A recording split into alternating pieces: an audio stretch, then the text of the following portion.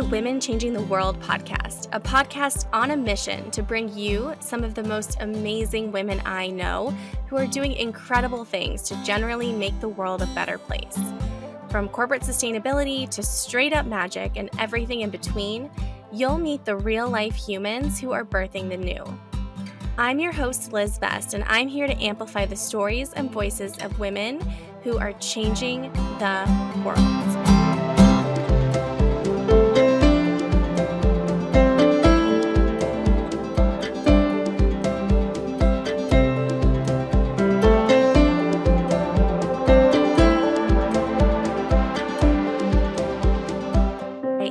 So excited to be sitting down today with Tatiana Figueiredo. She is the founder of the Business of Community, and she is someone who I have learned an immense amount from over the past 6 months.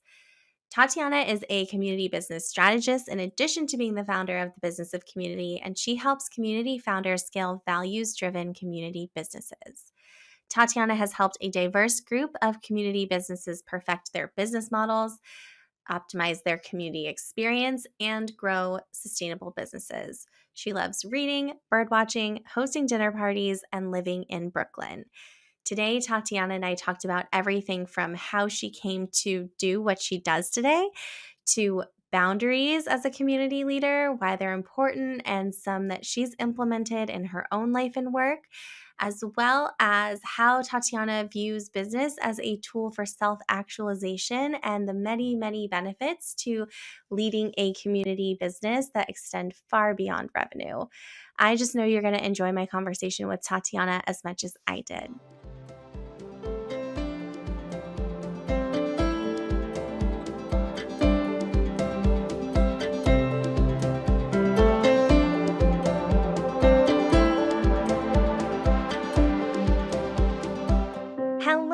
Welcome to another new episode of the Women Changing the World podcast. I am so excited today to be joined by Tatiana Figueiredo, who taught me a whole lot of everything I know about the business of community and what a community business is. And Tatiana, I'm just so excited to have you here on the show.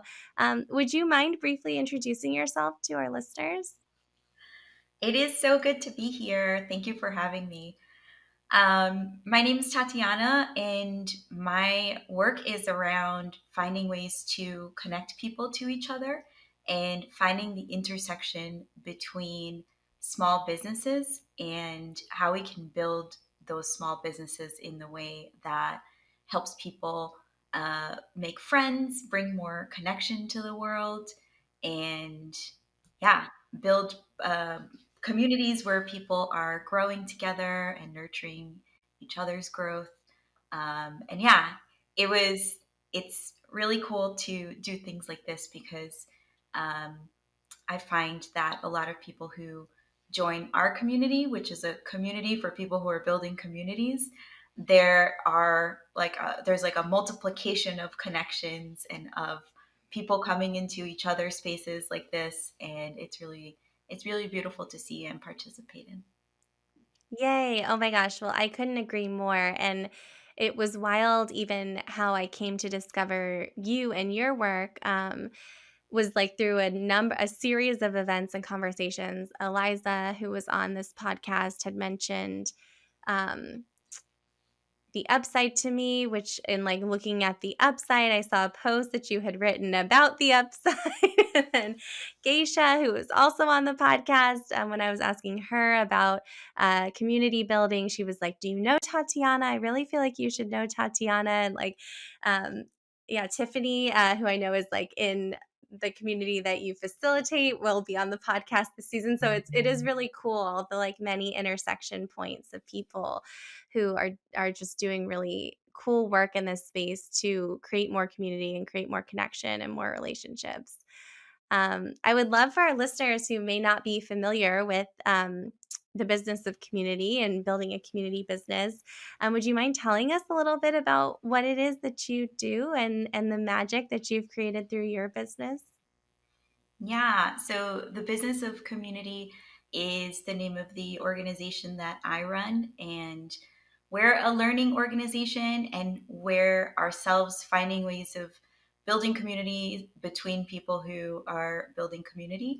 And one of the ways we do that is through our course and community, which is called Build a Community Business. And it is a course in a community that you can come into at any point and get not only lessons and learnings and a process to go through to launch a community for the first time or to grow it if you're already running one, but also kind of experience community in a way that you can be inspired by and bring that back to the business that you're building yourself. That's kind of the environment that we want to create there. Oh, I love it. That's so cool, and I've learned so much, both by virtue of like being in this space, and then also through the course and the course materials. Yeah, it's so neat. I'm curious if you could tell us a little bit more. I know one of the things I always love hearing about on the podcast is like how you came to be here and like what your journey has looked like that inspired you to start this business and to create this course. And really, the invitation here too is like take up space. Tell us like as long of a version as you would like to tell us. So we would love to hear what brought you here today. Yeah, so I'll talk about kind of my whole life story because I think that it is very related to what I ended up doing. So when I was 10, I was born in Brazil, and when I was 10, my family moved from Brazil to the suburbs of New York City.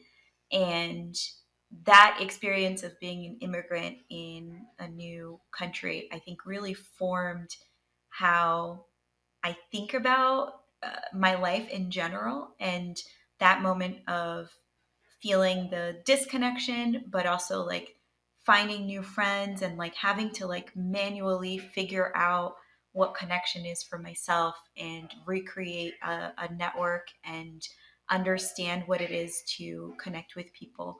So even though I was 10 years old, that's something that I always count back to now. In hindsight, I could see that um, I still approach things in a way that that little 10-year-old learned how to connect and how to interact with people. So um, I think ever since then, I've always built community in some kind of way. I was involved in student government when I was in school. I played in sports teams, even when I was terrible at sports, because I really liked the being together with people. And then when I started my career, I worked in international sales, but I really approached, I kind of had no choice because I was very underqualified for that job as someone like straight out of college. And I really approached it in a very community way, like sales in a way where I always asked a lot of questions and I hosted events for people, and I was always the one that was planning things and building relationships in a real way and not just in a transactional way. And I'm really grateful to that period because it helped me to connect. Like you can actually make money, you can actually be in business, but you can also still be a real human and show up and build real relationships with the people who you're working with.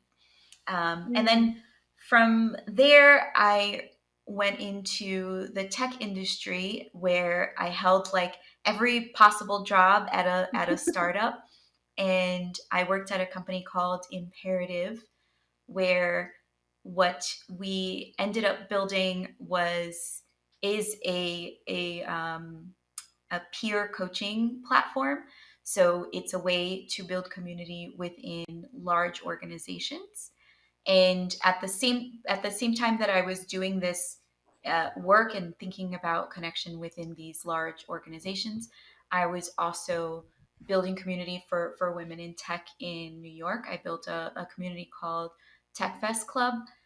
So I was seeing community in these different contexts and these in these different ways, and that was kind of the seed for what the business of community grew into, because it was understanding how groups connect with each other and what that looks like, and eventually thinking about ways of teaching that to people and consulting with people who wanted to build these kinds of organizations.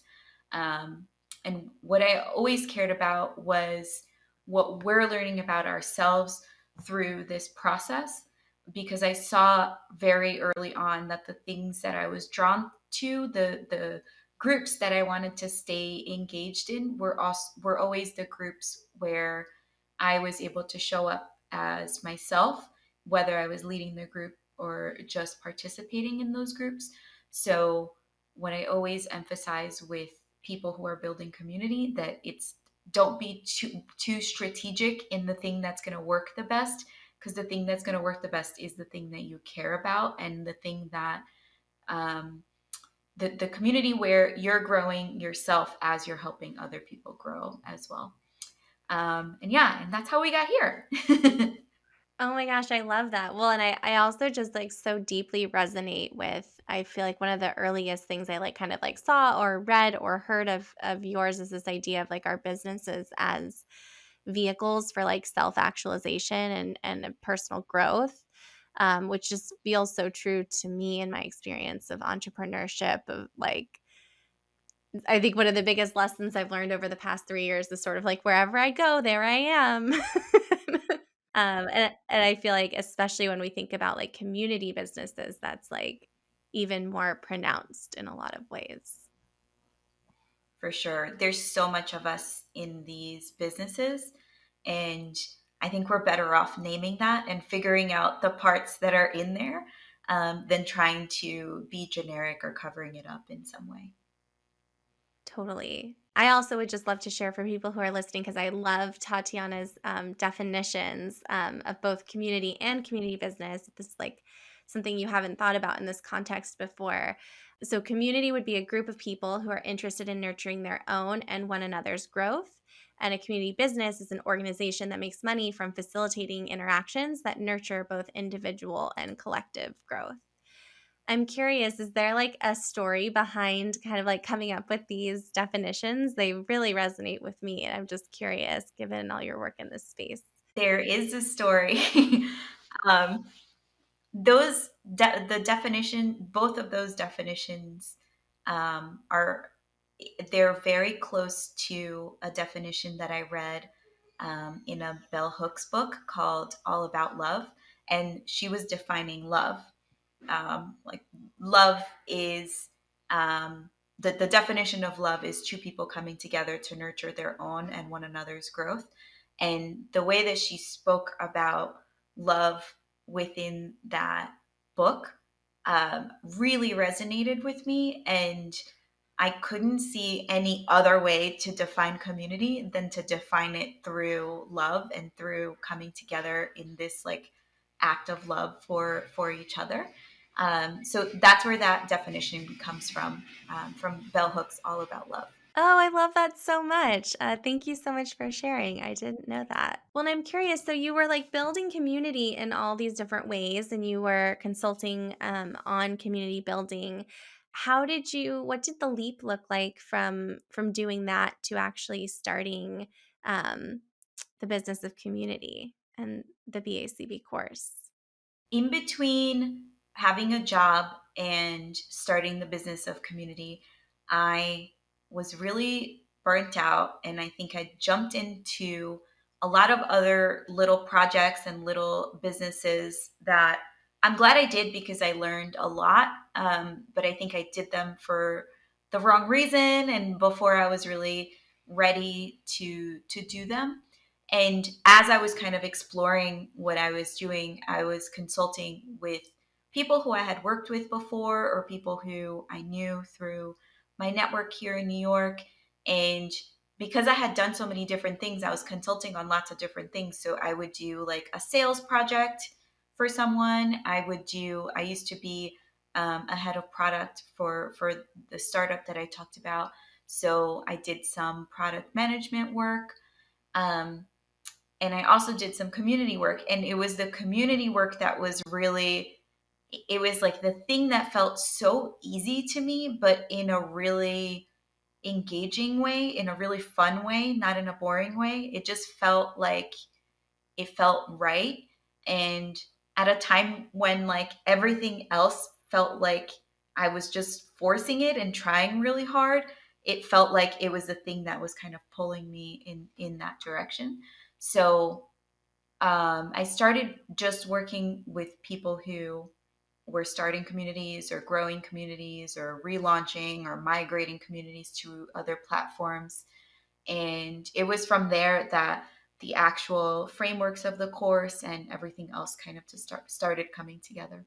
Oh, that's so cool. I know for me in the past, it's like it's been hard to like trust the easy thing. And in my entrepreneurial journey, like learning how to trust the thing that's like, oh, this just feels easy. This just feels right. This is the thing I want to like spend all my time on, and like then having the courage to like put the other stuff down. It's such a journey. For sure. Yeah.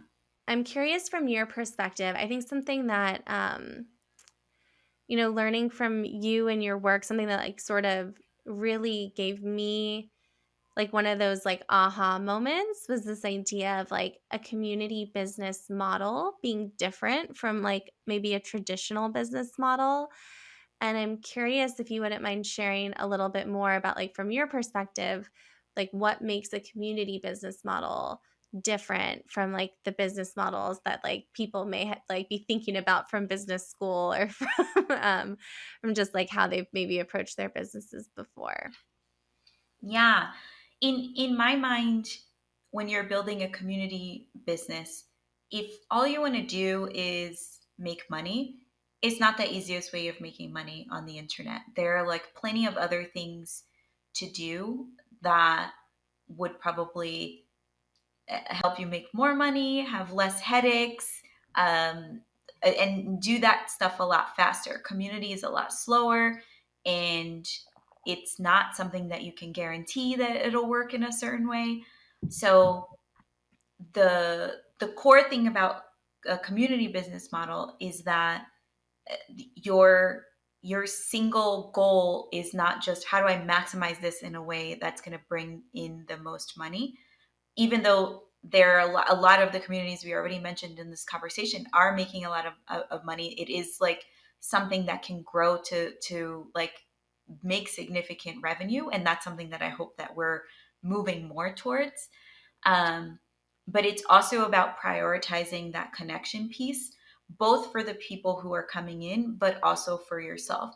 So that self actualization through your like this mutual growth and through this uh, building this kind of business is something that like you can't really buy. It's a really, at least for me and for a lot of the people who have taken the course, it is such a gratifying type of business to run.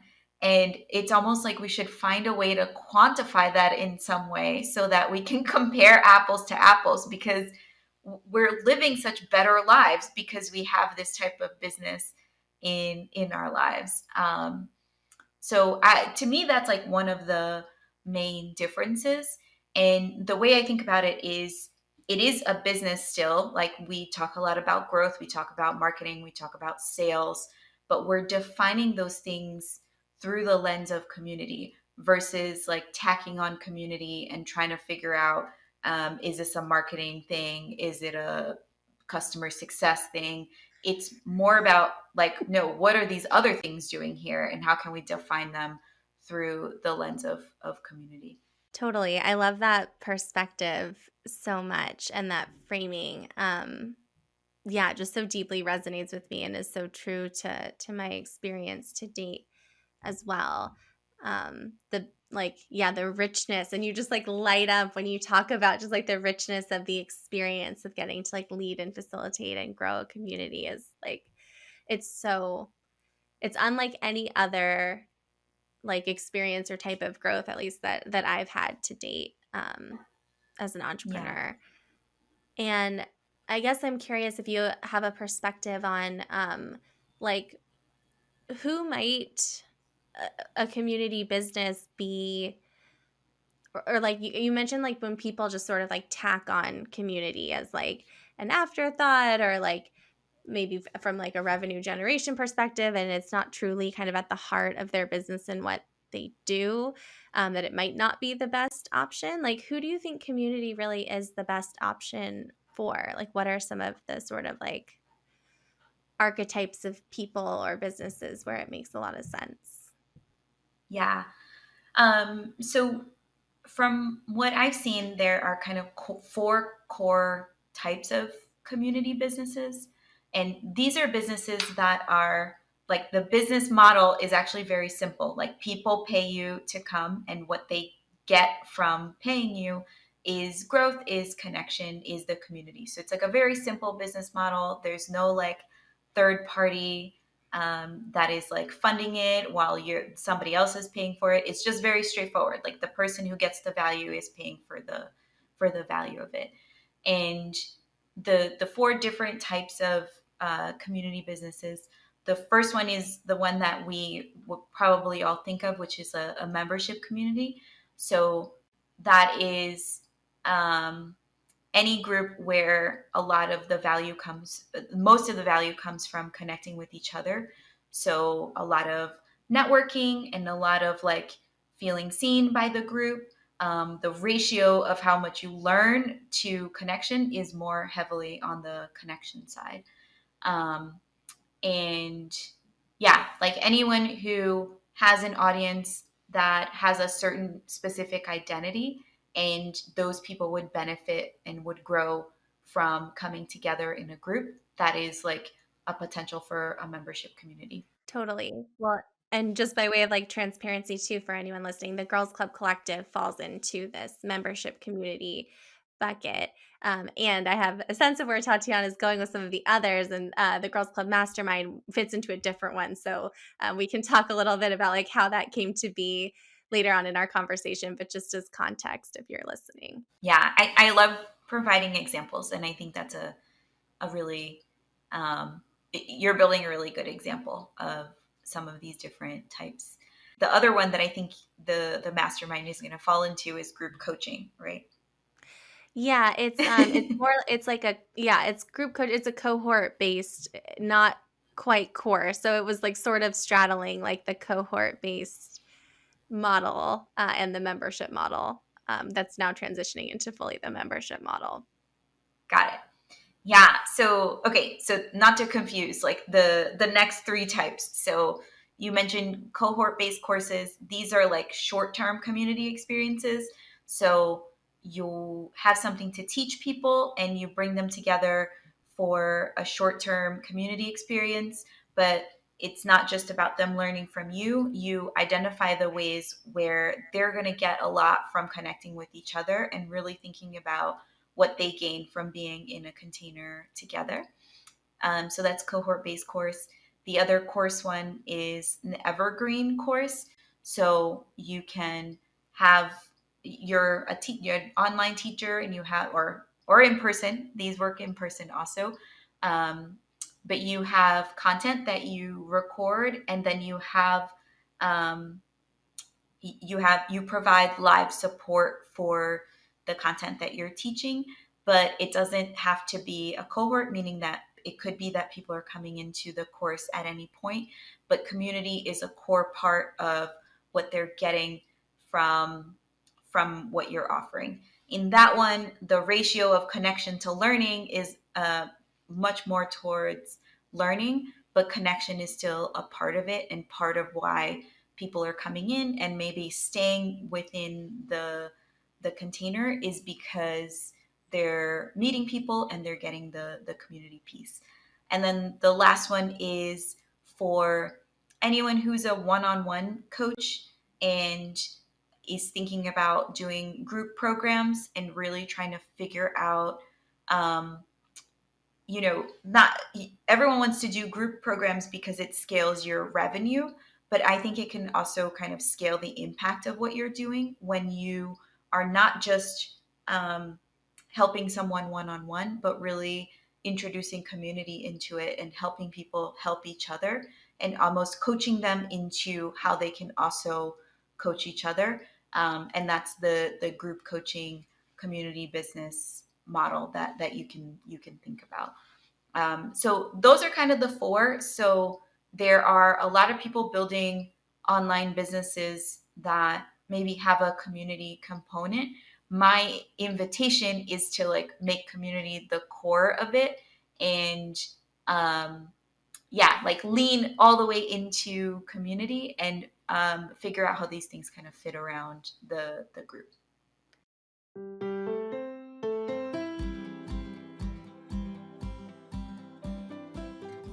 Is network on your 2023 to do list? Hi there, it's Liz. If you're liking our conversation and our approach to personal development, career advancement, and living a life that turns you on, I invite you to join our community, the Girls Club Collective. We are the intentionally intimate personal and professional development community for women who are changing the world. Instead of asking for a seat at the table, we decided to build our own. Like most change agents and rebels with a cause, you don't often have enough hours in the day to change the world and cultivate a strategic network. If overwhelm has become your second language and you're feeling tired of trying to convince your own marketing team to actually read your ESG report, you're in the right place. We know that sometimes trying to make a difference can feel like being that one person out on the dance floor trying to get the party started. And that's why we created the Girls Club Collective. It's where women changing the world organize, and all you have to do is show up as yourself. We are the anti establishment version of the Boys Club, reimagining ambition and leading the movement of meaningful work fueled by moxie, strategy, and a little bit of magic. That means you not only gain access to a community of people you need to know, you'll also take a look at how you can grow as a leader, what you really want, and why your dream of living by the beach and working for yourself isn't as crazy as it sometimes feels. By offering monthly peer advisory, salons on timely and relevant topics, networking power hours, and more, the Girls Club Collective is your extended team, your extra brains, and an energizing environment that is geared toward your personal and professional growth. We believe that changing the world is a team sport. Join the collective designed for exactly that and use the code PODCAST, that's all caps podcast, for 10% off your first year of membership. You can find the link to join us in the show notes. And I cannot wait to see you in the collective.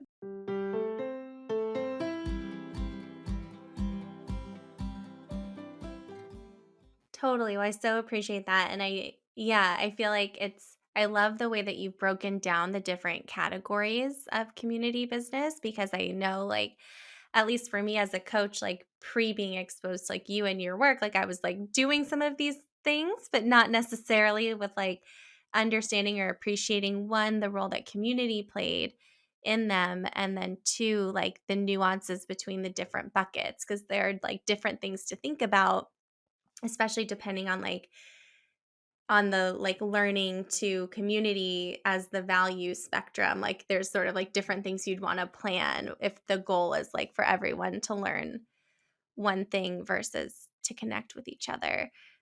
So just so appreciate like the framework that you've brought to understanding all the different options. Yeah. And then I know for you, you've also been evolving your business. So would you be willing to share a little bit about like how this has like looked in real time as an evolution for you and your work? Yeah, for sure. I think from a business strategy perspective, it, um, I always suggest this is counterintuitive because most people, when they're starting a community, they start with like, oh, I'm going to do a free group. And then once I've built an audience with this big free group, then I'll invite these people to something that's paid, something that is a little bit more expensive, and kind of go that way. And I always suggest, and what I did is totally the opposite, which is starting with very high touch and slowly kind of moving down and including more people within the group. So instead of starting with like a low cost membership, we started with a cohort based course. It was like the quickest way to get the community going. And cohort based course and any of these in any way that we can add content to the community, it makes it so that um, you can launch a community without so much pressure on the community part of it because there are other aspects to it. There are other things going on in the group that people aren't just coming into a space and thinking, oh, there's nobody to talk to here. There are other things to do. There's more structure in place. So um, I started with very little audience. I was working like just one on one with people. So I hadn't built any kind of email list or really talked about my work publicly too much. So I started with a cohort based course as a beta and sold 10 seats for the first cohort. And then from there, took what I was learning about teaching in that way and built it more into the evergreen model so that people could come into the community at any time and get the information that they needed, but also start building in a community that kind of continues on and can be more of a membership that's not just about coming in and getting the information and then leaving, but it's more like ongoing support for anyone who's building this kind of business. Totally. I love it. It makes so much sense. And again, it's been so much fun to experience. Shifting gears a little bit, I know that boundaries are something that are really important to you as a person and something that you believe are important as a community leader. I'm curious if you can tell us a little bit more about uh, your relationship with boundaries and how you think they relate to community. Yeah, I love this question. So for me personally, I think like I think building a community and building this business specifically has been this like long exercise on just like getting over myself and realizing that like I'm not the only one with the answer, and actually me taking a step back is an invitation for other people to step up, and they might have better answers than I do. I mentioned earlier, like I grew up as this like older sister and the older cousin, like the person who kind of had everything all the way together. So I had no boundaries. It was like anyone who was like asking me for something, I was like, um, I had to like figure it out their problem. I had to figure out their problem for them, and I had this like always had this impulse of like everything is on me and I'm the one who's responsible for everything. And like I think a lot of us who are drawn to community have this personality, and I think it's a really important lesson that we are asked to learn when you're in community, because if you behave in this way in community in your life, you are actually not building a thriving community. You're just doing stuff for people. Like it's you're being you're just being everyone's butler, and you're not enabling a space where people are connecting to each other, because you're showing up as this like perfect person who can solve everybody's problem, and you're not enabling people to connect with each other and to help each other, which is what we really need to do when we're in community.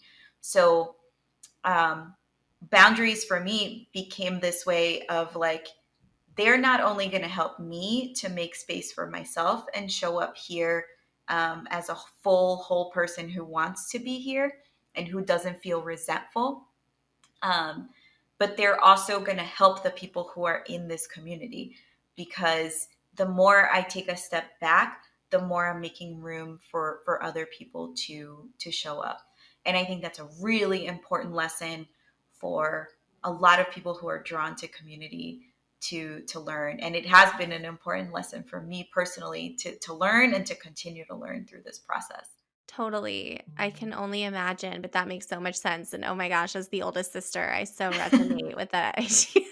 Like, I feel like so many of us who are drawn to like both coaching and community are people who are like, we just like, we want to help. And like, so much of the journey to doing these things professionally is like learning what kind of help is actually the most helpful. And sometimes it's like not doing anything at all, but just holding the space. Yeah. I'm selfishly would love to know, are there any boundaries that you feel comfortable sharing that you have set with like with yourself and your like relationship to your business or to the community that you found especially helpful? Yeah, I'll share a fun one. um, I block out one afternoon per week. It's usually a Tuesday or a Wednesday. And I take myself on a solo field trip. And Mm. it's a boundary because it's blocked out on my calendar like before the week starts. So nothing can be booked during that time.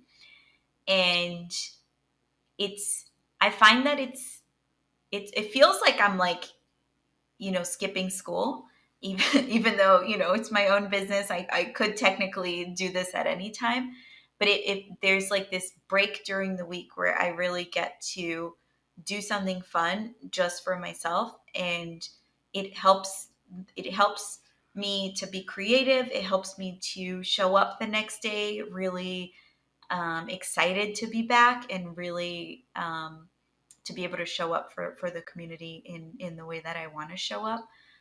So that's a fun one that I recommend. Oh, I love that so much. I will confess, I for a long time had Wednesday mornings I had blocked for hiking alone. Um, and with the winter and like other things, I feel like that has slowly gone away. So I appreciate the reminder of the importance of a midweek field trip. And it is wild. Like I'm coming up at least on like 3 years tomorrow actually of running my business. And like I still feel like I'm getting away with something when I'm not in front of my Yeah, laptop between 9 and 5. I know. Which is like you can reframe it to like, actually, I am getting away with something and it's fun and it's okay. And this is why I do what I do Yeah. to like give other people permission to do this as well. Yeah, exactly. I'm curious, do you have any other sort of like tips and tricks for I've heard from a number of people, and I don't think I fully had thought about this before like launching and creating the Girls Club Collective, but I have in the past month or so since it being out in the world, I've had the thought a couple times. It's not really like a thought I believe, but I do feel like there's a lot of people I've heard say like they kind of have like a commitment fear around like starting a community and this idea of like opening up like a year long container or a longer container. I know like so much of the work I've done in my business up until this point, like sort of the longest, at least initial commitment is about 6 months. And so something about like going from like 6 months to a year, I feel like there's like a lot of self trust in that, but also there's just like a lot of life that can happen and that can change in like a period of a year. And so I'm curious, like from a like burnout and boundaries and like, you know, having that like faith in yourself, do you have any wisdom to offer people who may be thinking about this, but the thought of like a year-long commitment potentially is scary, or people who are already in it and are like, "Oh gosh, how do I make this sustainable and not like repeat maybe some of the less sustainable habits I've had in my business in the past?" Yeah, this is very common with people starting a community because it is a commitment, and you are you know you're committing to showing up in a certain way for a group of people. What I usually recommend is, if a year feels like a long time and that you're not sure about how you're if you're going to like running a community, if this is the way that you're going to end up running a community, I always recommend starting with a shorter amount of time as like a pilot program or a beta, where you do it for 3 months and you make it very clear, in these 3 months, this is going to be a community experience where we're going to explore this. These are the things that we're going to include. This is how much it is. This is how you join. And then after those 3 months, then you can make a decision about the next 6 months or maybe the next year. But you never have to commit to something that is like, I'm going to do this forever, until you've done it a little bit and you have a sense of how it's going to go. And even if you're sure that you want to do this for the next year, I still recommend doing a shorter term trial at first, because it takes a little bit of trial and error to get the model right, to get your price right, to um, you know see the kinds of events you want to host and how the schedule is going to work for your life. So I always recommend only committing to what you know you're going to do in the beginning and starting with a smaller container and then kind of moving, expanding that as it feels good to you. That's so smart, and that makes a lot of sense. Well, I mean, we could definitely talk about community businesses all day, and I would love that in the future. I did want to ask you a few other sort of like quick hit questions to get a sense of, yeah, just some of like what you've been thinking about lately. So, one of my favorite questions to ask on the podcast is what advice you wish you could give to your younger self, and you can totally pick an age or just like generic younger self advice, but what is something that you wish you had known when you were younger? I think it would be to be even nerdier than you were. I think that when I was younger, I was super interested in all these. I was super interested in everything. I was like super curious and I wanted to do everything. And I didn't always get like a lot of encouragement around all of my interests. And I always felt like I needed to be cool versus being nerdy. And I think that being nerdy is actually way better than trying to be cool. So that would be my advice to my younger self. And it's something that I still think about. I love that. Well, I feel like being nerdy like is cool once you're old enough to appreciate how cool it is to be a nerd. For sure. How fun. So the other question I love asking, it's like not a secret at all. I'm sitting here surrounded by Post-its. I look like a crazy person. And I've talked on the podcast quite a bit about one day printing like a deck of inspirational Post-its where like each Post-it has a different message from someone who's been on the podcast. I'm curious if you got a Post-it or if you're also looking at a Post-it right now, what message would you want to put on the Post-it? Um, there's this quote from Adrienne Marie Brown. Adrienne Marie Brown is another person who I'm super inspired by.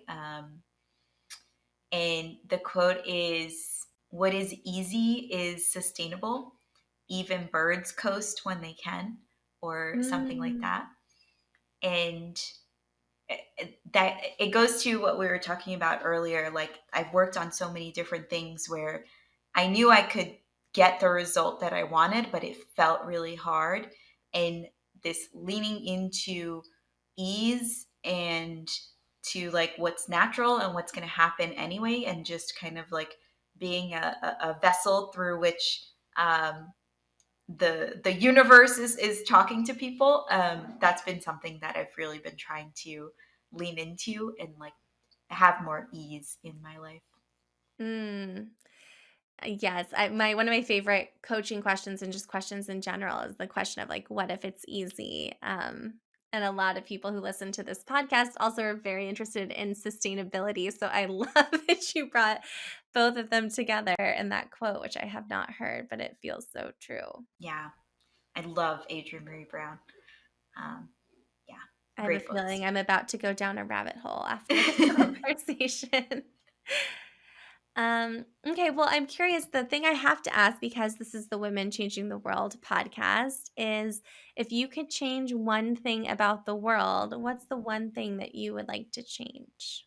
I do the work that I do because I really think that connection fixes a lot of our problems in the world.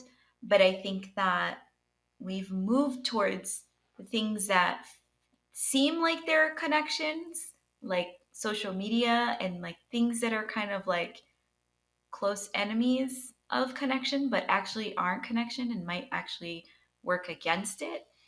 So the way that I wish that we could change the world is really to approach more conversations and approach more people with this intention of connecting, because it is what we want anyway, but it's something that feels very it doesn't feel very comfortable to name and to show up that way. So I think that like bringing more that intention of connection into more conversations and into more spaces is what I would love to change about the world.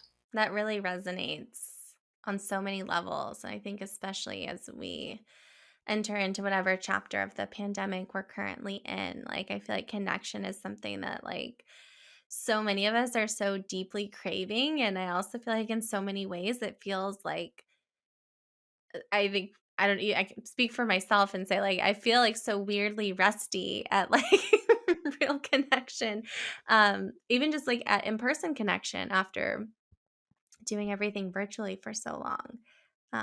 But I feel like that energy would really shift a lot in the world if we could show up that way. Yeah, I totally agree. I feel very rusty in person also.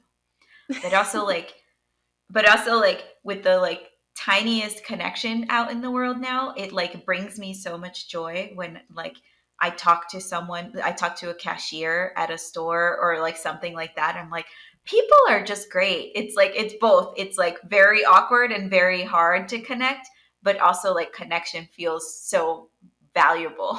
So yeah. Totally. Well, it's wild how I feel like so many of the things that used to just be like an average Tuesday night or an average Saturday, like going to a workout class with a friend and having coffee, or like having a fun like interaction with a stranger, like this all just used to be like so like normal. I'm using like air quotes, but now I feel like it's like electric. Yeah.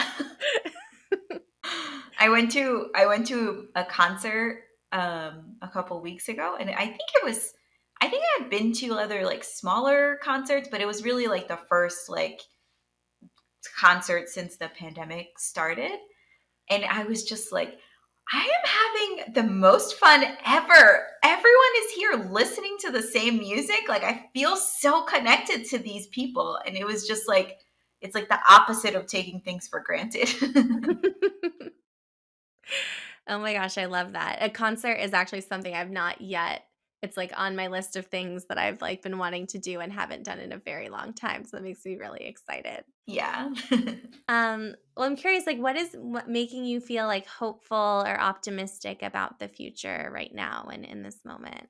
Well, I think what we've just been talking about, these little tiny connections, I think that, at least I'm starting to go outside without a mask on, which I think is making a big difference in like the little connections that I make, like going to the farmer's market and actually seeing people's faces and being able to interact with people. And I find that whenever I do set that intention to connect, even if I'm just going around the block or if I'm going for a walk in the park, I find that people reciprocate that. And just those tiny little sparks um, really motivate me as a human and also my work because I feel like, yeah, like I feel like just the way I'm rusty and you're rusty in this, like many other people are. And our work a lot of the time is about creating the structures where it doesn't feel so awkward and where we can all like be less rusty in connecting with people. So yeah, when I see those little tiny sparks, and even in on Zoom, but like especially now in person that we're going outside more, it's really like tiny little inspiration moments for me. Mm. Yes, and I love that idea of like us, creating spaces where like we can all show up and be like awkward and rusty together. Yeah. Well, this has been such a treat, Tatiana. I'm curious, for people who are listening who like are loving like your work and you, like what's the best place for people to follow along or find out more and keep up with you? Yeah. I write a free newsletter every week. It is at businessofcommunity.co. And I'm also on Twitter and Instagram at Tatfig, Tatfig, even though I post in both those places very inconsistently. But yeah. I love it. Well, and I have to give you I just have to say, like, your welcome email sequence was like one of the best welcome email sequences I think I've like gotten on in a long time. So if you're like wanting to learn more about business and community, you will get so much value out of joining Tatiana's mail list. I can say from firsthand experience. Oh, thank you. I love that.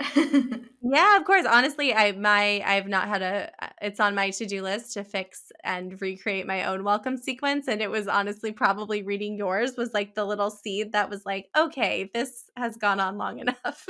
So, thank you for being an example. That's awesome. Yeah, I love the replies I get to it. So it's good to hear. Totally. Well, thank you so much for coming on the podcast again. It's just been such a treat to go deeper with you, and you are such a wealth of knowledge, and I know we've like barely scratched the surface, but I so appreciate it. Thank you so much for having me, Liz. Thank you so much for tuning into this episode of the Women Changing the World podcast. Please rate and review the Women Changing the World podcast on Spotify, Apple Podcasts, or Google Podcasts, and don't forget to subscribe for future episodes. You can find me on Instagram. My handle is liz.best, that's lis.best, or you can find me on LinkedIn by searching my name, Liz Best. Join my mail list by visiting elizabethbest.com/monthly meditation, and you'll receive all the latest updates on events, retreats, and opportunities to work with me, plus a monthly love note from my heart to your inbox. I am so excited to keep in touch, and I'll see you in the next episode.